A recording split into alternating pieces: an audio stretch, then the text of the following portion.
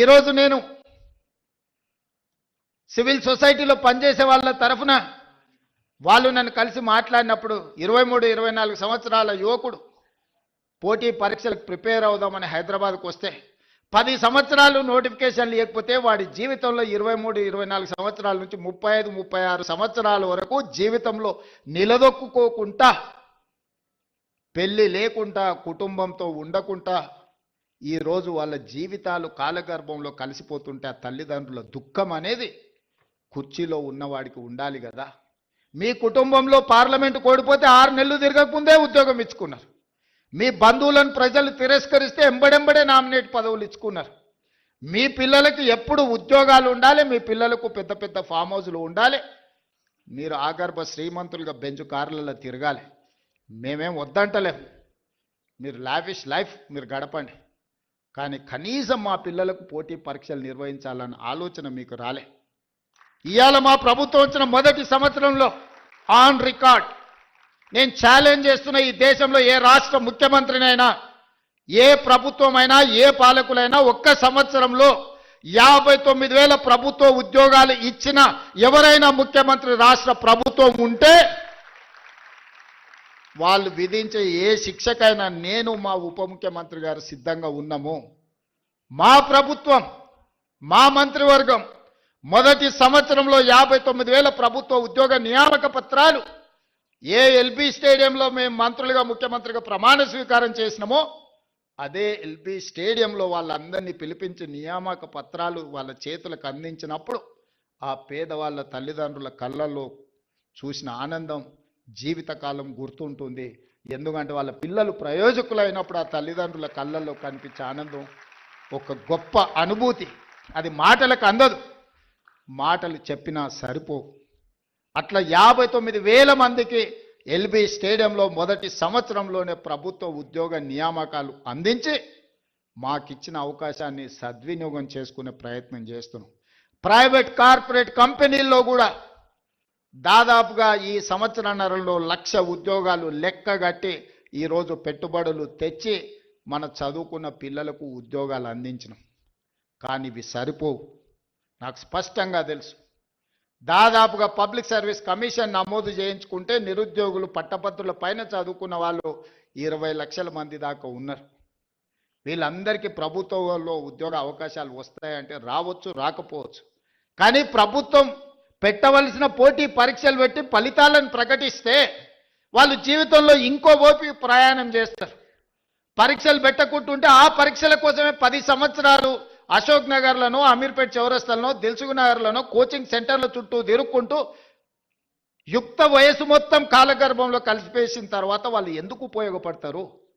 అందుకే పోటీ పరీక్షలు ఎంబడెంబడే పెడితే గత 10 సంవత్సరాల పరీక్షలు పెట్టట్లేదని రోడ్ల మీద ధర్నాలు చేసిన నిరుద్యోగ యువకులు ఇంత మీద పరీక్షలు పెడితే ఎట్లా కొంత వాయిదా అని ధర్నాలు చేసిన చరిత్ర ఎప్పుడైనా ఉందా? మొదటిసారి మన ప్రభుత్వంలో మొదటి సంవత్సరంలోనే ఆ సిచ్యువేషన్ చూసినాం.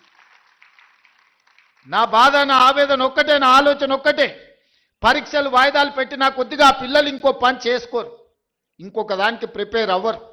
65 రోజుల్లో 11,000 మంది టీచర్ల నియామకాలు చేపడితే 3 లక్షల మంది పరీక్షలు రాసింది, ఉద్యోగాలు ఇచ్చింది 11,000 మంది. మరి దాదాపుగా 2,89,000 మంది ప్రత్యామ్నాయం ఎత్తుకుంటారు. పరీక్ష అయిపోయి ఫలితాలు వస్తే ఇక మాకు ప్రభుత్వ టీచర్ ఉద్యోగానికి అవకాశం లేదు, మేము జీవితంలో ఇంకో ప్రయత్నం చేసుకోవాలి, ఇంకో పని చేసుకోవాలని ఆ దిశగా వాళ్ళు ఆలోచన చేసుకునే అవకాశం ఉంటుంది. ఈ రకంగా గ్రూప్ 1 పరీక్షలు 563 కంబైన్డ్ స్టేట్లో కూడా అన్ని ఉద్యోగాలు ఎప్పుడు ఇవ్వలే. ఆనాడు గ్రూప్ 1 పరీక్షలు మీకు తెలుసు, గత ప్రభుత్వం పరీక్షలు పెడతామని చెప్పి పెట్టి ప్రశ్న పత్రాలు జిరాక్స్ సెంటర్ల పల్లి బఠానీలలాగా అమ్మి వాళ్ళకు కావాల్సిన వాళ్ళను పరీక్షలలో పాస్ చేసుకున్న పరిస్థితి వస్తే పట్టుకొచ్చి లోపలేసి రద్దు చేసి కొత్త పరీక్షలు పెట్టినాం. దాదాపు 5 లక్షల మంది ఈరోజు ఆ పరీక్షలకు ప్రిపేర్ అయిన. నియామక పత్రాలు అందించేటప్పుడు వండుకున్న వంట నోట్లో పెట్టుకునే సందర్భంలో ఈరోజు కింద పడేసి పొలిటికల్ లిటిగేషన్స్ ఈరోజు కోర్టులు వేసి నియామక పత్రాలు అందకుండా ఆపినరు. ఇది ఒక ఆవేదన. ఎందుకంటే సమాజానికి మంచి చేద్దాం అనుకున్నప్పుడు కొంతమంది ఇట్లాంటి వాళ్ళు ఉంటారు. ఇవాళ group 1, group 2, group 3, group 4 exams పారదర్శకంగా నిర్వహించడమే కాకుండా ఫలితాలను ప్రకటించి నియామక పత్రాలు అందించి తెలంగాణ రాష్ట్ర ప్రభుత్వం తన బాధ్యతను నెరవేర్చాలనుకుంటుంటే ఈరోజు గ్రూప్ 1లో 563 మంది స్టేట్ లెవెల్ ఆఫీసర్స్ని ఈరోజు 89% ఎస్సీ ఎస్టీ బీసీ మైనారిటీలు సెలెక్ట్ అయినారు. అందులో 89% గ్రూప్ 1 పరీక్షల్లో దాదాపుగా ఎస్సీ ఎస్టీ బీసీ మైనారిటీలు ఈడబ్ల్యూఎస్ వాళ్ళు ఈరోజు సెలెక్ట్ అయినారు. ఇవాళ నోటి కాడికొచ్చిన ముద్దను ఎవడో కింద పడేసి మట్టి పాలు చేస్తే ఆ తల్లిదండ్రుల దుఃఖం ఎట్లుంటుందో ఒకసారి ఆలోచన చేయండి. ఇవాళ 563 మంది గురించి నేను మాట్లాడతలేదు. పరీక్షలు రాసిన వాళ్ళు ప్రత్యామ్నాయంగా ఏదైనా ఎత్తుకుందామనే సందర్భంలో ఈ ఉన్న పరీక్షల ఫలితాలను వాయిదా పెట్టడంతో వాళ్ళకు మళ్ళీ ఒక ఆశ, ఏమన్నా మళ్ళీ పరీక్షలు వస్తాయో, ఇవి రద్దయితాయో, మళ్ళీ చదవాలనేమో. మళ్ళీ చదవాలంటే ఇప్పుడు నేను ఎక్కడికో పోతే మళ్ళీ వెనక్కి చదువుకోవాలన్నా లేదా? త్రిశంకు స్వర్గంలో ఈరోజు మళ్ళీ 5 లక్షల మంది నిరుద్యోగ యువకులను గతంలో 10 సంవత్సరాలు పరీక్షను నిర్వహించని పార్టీలు ఈరోజు ఈ కేసులు వేసి ఈ విద్యార్థులను ఇరుక్కున పెడుతున్నాయి. 2011 తర్వాత గ్రూప్ 1 పరీక్షలే నిర్వహించలేదు. 15 సంవత్సరాలైంది గ్రూప్ 1లో. ఆ ఏళ్ళ గ్రూప్ 1 రాద్దాం అనుకున్నోడు ఇవాళ 15 ఏళ్ళ వరకు పరీక్షలు పెట్టలేదంటే వాళ్ళ వయసు ఎంత ఉంటుందో మీరు ఒకసారి ఆలోచన చేయండి. ఇదొక సోషల్ ఇష్యూ కింద మారుతున్నది, సామాజిక సమస్య కింద మారుతున్నది. ఇట్లాంటి వాళ్ళను మీరు విద్యార్థులు అందరూ నిశ్చితంగా గమనించాలి. ఇలాంటి వాళ్ళను ఎక్కడైనా ఎదురు పడితే అడగాలి, ఎందుకయ్యా మా ఉద్యోగాలకు అడ్డం పడుతున్నారు? ఎవరైనా వాళ్ళ ఎన్నికలు ఒక 6 నెలలు ఆగుతారా? వాళ్ళ ఇంట్లో ఓడిపోతే 6 నెలలు కూడా ఒక్కరికి కూడా ఆపకుండా ఉద్యోగాలు ఎంబడెంబడే ఇచ్చారు. కానీ మన పిల్లల ఉద్యోగాలకు వచ్చేటప్పటికి వాళ్ళకు ప్రతిదీ రాజకీయమే. అందుకే ఈరోజు మన పిల్లల్ని ప్రోత్సహించాలి, వాళ్ళని అభినందించాలి, స్వయంగా వాళ్ళని కలవాలి. ఇక్కడున్న అందరు నేను అడుగుతున్న, తెలంగాణ వచ్చిన 10 సంవత్సరాలలో ఎప్పుడన్నా ముఖ్యమంత్రిని కలిసిరా? మీరు కలిసిరా? ఎవరైనా కలిసిన వాళ్ళు ఎవరైనా ఉంటే చేయొద్దండి. కానీ నేను మిమ్మల్ని రెగ్యులర్ కలుస్తూనే ఉన్నా కదా. ఇది తేడా. ప్రజాపాలనకు దొరల పాలనకు. ముఖ్యమంత్రి అంటే ఆకాశంలోకి వెళ్ళి ఊడిపడ్డ పదవి కాదు, అది ప్రజలు ఆశీర్వదించి, ముఖ్యంగా దళితులు, గిరిజనులు, ఆదివాసీలు ఆశీర్వదిస్తే ఈ కుర్చీ వస్తుంది. ఆ కుర్చీ వాళ్ళ కోసం కాకుండా మన కోసం వినియోగించుకోవడం కాదు. అందుకే మీ మధ్యలో ఉండాలి, మీతో ఆలోచనలు పంచుకోవాలి. ఇదే కాదు, సివిల్స్ గతంలో మన దగ్గర ఐఏఎస్లు ఐపీఎస్లు సెలెక్ట్ తక్కువ అయ్యేవాళ్ళు. ఎందుకంటే కోచింగ్కి వెళ్ళాలంటే ఢిల్లీకి వెళ్ళాలనో ఇతర ప్రాంతాలకు వెళ్ళాలన్నట్టుగా ఉండే. మన దగ్గర ఉన్న కోచింగ్ సెంటర్లు లిమిటెడ్.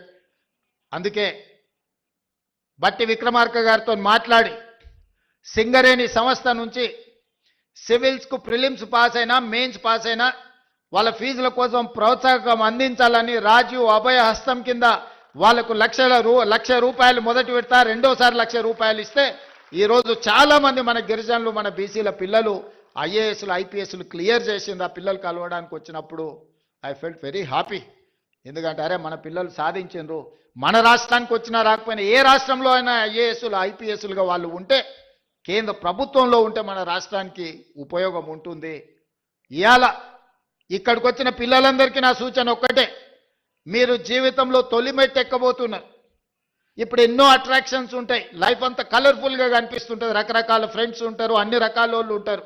మనం నెక్స్ట్ లెవెల్కి వచ్చినప్పుడు ఇంటర్ నుంచి డిగ్రీయో లేకపోతే ఇంజనీరింగో లేకపోతే డాక్టర్లు పోయినప్పుడు ఇవన్నీ కూడా మనల్ని అట్రాక్ట్ చేస్తుంటాయి. కానీ జీవితంలో 25 సంవత్సరాల వయసు వచ్చే వరకు నిబద్ధతతోని కష్టపడి చదువుకొని కెరీర్లో రాణిస్తే ఆ తర్వాత 40-50 సంవత్సరాలు ఈ సమాజంలో గౌరవంతో బ్రతకొచ్చు. డాక్టర్లుగా, లాయర్లుగా, ఇంజనీర్లుగా, ఐఏఎస్లుగా, ఐపీఎస్లుగా, ఐఎఫ్ఎస్లుగా, ప్రజాప్రతినిధులుగా, ఎమ్మెల్యేలుగా, ఎమ్మెల్సీలుగా, ఎంపీలుగా, మంత్రులుగా, ముఖ్యమంత్రులుగా రాణించడానికి అవకాశం ఉంటుంది మొదటి 25 సంవత్సరాలు కష్టపడితే. ఈ మొదటి 25 సంవత్సరాల 15 సంవత్సరాల నుంచి 25 సంవత్సరాలు అత్యంత కీలకమైన సమయం. ఇప్పుడు మీరున్న వయసు. ఎన్నో రకాల ఊహాలోకాల్లో తిరుగుతుంటాం, ఎన్నో రకాల అట్రాక్షన్స్ మనల్ని అట్రాక్ట్ చేస్తుంటాయి. ఆ అట్రాక్షన్స్లో పడి లైఫ్లో మనము డీవియేట్ చేసి వేరే దారిలోకి పోతే ఆ తర్వాత బతికినంత కాలం దుఃఖంతోనే బతకాలి. 25 ఏళ్ళ లోపల మీరు లైఫ్లో సెటిల్ అయితే మనం 70-75 సంవత్సరాలు ఒకవేళ బతికినాం అంటే 50 సంవత్సరాల ఆత్మగౌరవంతో సమాజం మనల్ని గొప్పగా గౌరవిస్తూ ఉంటుంది. మనం జీవితంలో రాణించవచ్చు. మన తల్లిదండ్రులు మా పిల్లోడు డాక్టర్ అనో ఇంజనీర్ అనో గర్వంగా గ్రామంలో చెప్పుకుంటే అది ఒక గొప్ప అనుభూతి. కానీ మొదటి 25 సంవత్సరాలు ముఖ్యంగా 15 ఏళ్ళ నుంచి 25 ఏళ్ళ వయసులో తప్పుదారి పడితే ఆ తర్వాత జీవితాంతం తల్లిదండ్రులు కూడా తలదించుకునే పరిస్థితి, మన కన్న తల్లిదండ్రులకు మనం పెరిగిన గ్రామానికి కూడా చెడ్డ పేరు వస్తుంది. ఇవాళ ఇక్కడికి వచ్చిన విద్యార్థులకు కష్టపడండి. మీలో టాలెంట్ ఉంది, మీలో సెల్ఫ్ కాన్ఫిడెన్స్ ఉంది. ఇక్కడ ఉన్న వేదిక మీదకి వచ్చిన పిల్లల్ని చూస్తే మాకు సర్ప్రైజ్, మేము చదువుకుంటాం, మాకంత కాన్ఫిడెన్స్ కానీ మాకు అట్లాంటి అవకాశం కానీ ఎప్పుడు రాలే. నేను కూడా మొత్తం గవర్నమెంట్ స్కూళ్ళలోనే చదువుకుంటూ వచ్చిన ఇంటర్మీడియట్ వరకు. మాకెప్పుడు ఇట్లా మంత్రులను ముఖ్యమంత్రులను కలిసి లేకపోతే మేము మా లైఫ్లో మా ఎడ్యుకేషన్లో మేము సక్సెస్ చూసినాం అని మమ్మల్ని ఎవరు పిలిచిన వాళ్ళు కానీ అభినందించిన వాళ్ళు కానీ షేక్ హ్యాండ్ ఇచ్చిన వాళ్ళు కానీ లేరు. కానీ ఈరోజు మీ సెల్ఫ్ కాన్ఫిడెన్స్ పిల్లల్ని ఒకరొకరిని చూస్తుంటే నాకు నిజంగా చాలా సంతోషం అనిపించింది. మా పిల్లలు ఖచ్చితంగా రాణించగలుగుతారు. వాళ్ళ తల్లిదండ్రులకు వాళ్ళ పుట్టిన ఊరికే కాదు ఈ రాష్ట్రానికి కూడా ఒక గొప్ప పేరు తీసుకొస్తారు. ఈ రాష్ట్ర పునర్నిర్మాణంలోనే కాదు ఈ దేశానికే ఒక గొప్ప నాయకత్వాన్ని అందించే గొప్ప వ్యక్తులు మీరు అవుతారని నాకు సంపూర్ణమైన విశ్వాసం ఉంది. ఇవాళ ప్రభుత్వ పాఠశాలలో 29,533 ప్రభుత్వ పాఠశాలలు ఉన్నాయి. అందులో మనకు 26,41,536 మంది విద్యార్థులు చదువుకుంటారు. కానీ ప్రైవేట్లో 11,217 స్కూళ్ళు ఉంటే 36,87,752 మంది స్టూడెంట్స్ ఉన్నారు. మరి నేను ఒకటే అడుగుతున్నా ఈ వేదిక మీద నుంచి మా సిబ్బందిని కానీ ప్రజాప్రతినిధులు కానీ ఇక్కడికి వచ్చిన విద్యార్థులు, ప్రైవేట్లో 11,000 స్కూళ్ళల్లో 36 లక్షల మంది చదివితే గవర్నమెంట్లో 26,000 స్కూళ్ళల్లో 24 లక్షల మంది చదువుకుంటున్నారు. ఎక్కడో మనం ఇంకా మన విశ్వాసాన్ని పెంపొందించుకోవాల్సిన అవసరం ఉంది.